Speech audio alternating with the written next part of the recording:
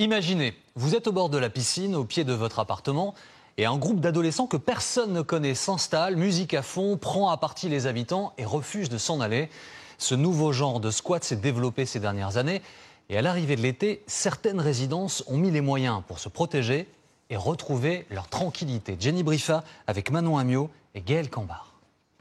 Depuis son balcon, Florent a une vue plongeante sur la piscine et les intrus qui s'y invitent. Moi j'en ai vu pas mal repasser par la porte ici. Des adolescents de 12 à 15 ans qui s'introduisent dans la piscine de cette résidence niçoise en pleine journée. Il y a quelques fois où il y a quand même, c'est monté un peu dans les tours parce que les jeunes répondaient ou éventuellement insultaient les personnes. On se dit ok, mais qu'est-ce qui va se passer? Est-ce qu'ils vont sortir un couteau? Est-ce que je vais devoir me battre contre 3-4 jeunes de 14 ans?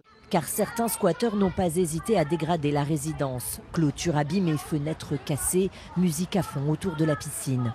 Ce phénomène touche toute la France. Sur les réseaux sociaux, des jeunes s'affichent fièrement dans les piscines des autres, dans des maisons privées, des campings, mais aussi des copropriétés, comme ici à Toulouse.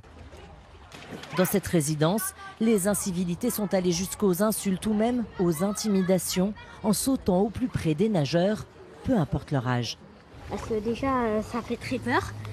Parce que l'autre fois, j'ai cru qu'ils allaient me noyer.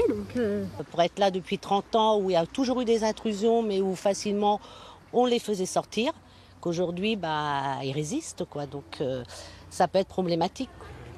Autre inquiétude, si un jeune squatteur se blesse dans la piscine, la responsabilité de la copropriété peut alors être engagée si toutes les normes de sécurité n'ont pas été respectées, et elles sont nombreuses. Un bord coupant, un sol anormalement glissant, un défaut d'entretien, quelque chose qui fonctionne mal, là la responsabilité peut être engagée. Dans cette résidence où des squatteurs ont sévi l'an dernier, on veut justement éviter le risque d'accident et d'intrusion à tout prix. Là, nous avons installé 3 caméras de vidéosurveillance sur l'ensemble de la zone de la piscine. Mais ce n'est pas tout. Cette gardienne filtre les entrées et si ça ne suffit pas, le vigile de la résidence directement connecté aux caméras peut intervenir. Si, c'est vrai que c'est verrouillé quoi. Il y a plus serein par rapport à l'année dernière.